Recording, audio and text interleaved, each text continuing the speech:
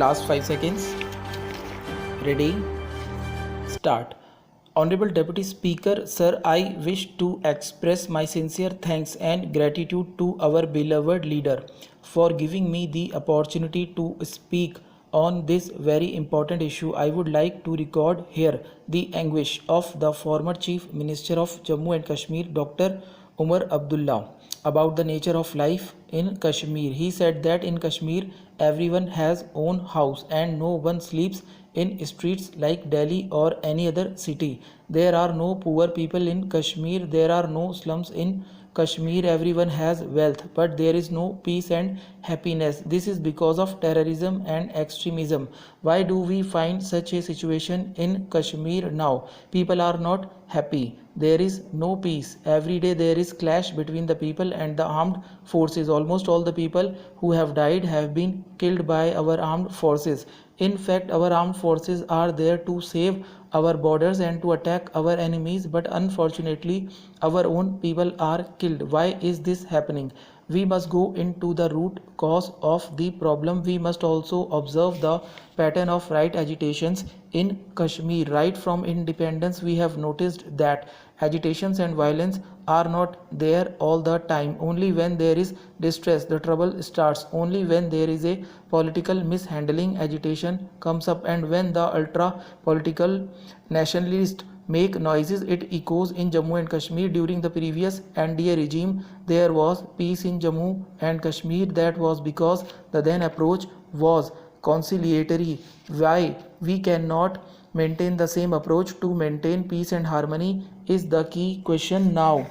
No doubt our armed forces must have a special power, but it is also important that the special powers so given are used only sparingly. That must be aimed at troubles fomented by our enemies. It is clear that it should not be used against our own people. The government must be alert with its intelligence agencies. The government should not lead itself to the brink of using arms against its own people, in which innocent people also die. The government must be able to differentiate between terrorist attack and street agitation. I am afraid our armed forces are trying to attack and treat our citizens also as enemies.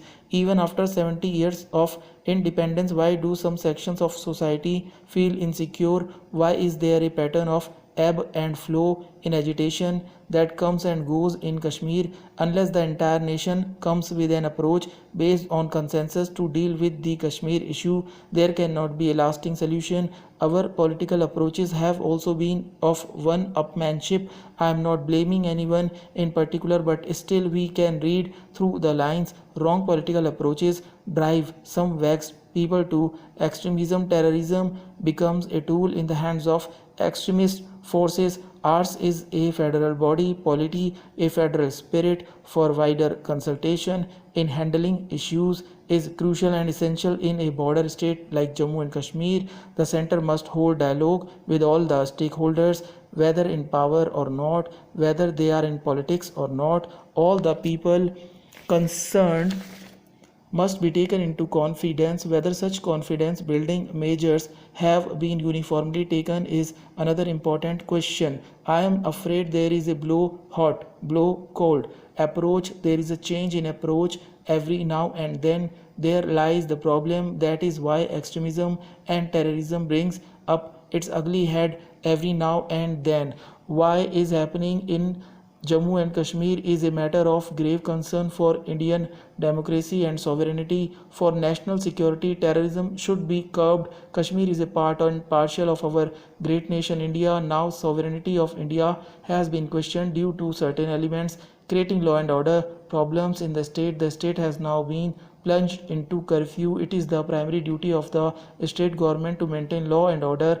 Also, the government at the center should come forward and take it as a priority measure to bring out special development packages for such terrorist-stricken states, especially Kashmir, and bring out special employment openings for all the young minds. First, convince them, give them proper employment, and transform their minds so that they become the law abiding citizens. For that, we have to educate them. Educating youth and providing them proper employment should be first priority. There should be a strong bilateral move to discourage Pakistan from interfering in the Kashmir issue just because of militant activities.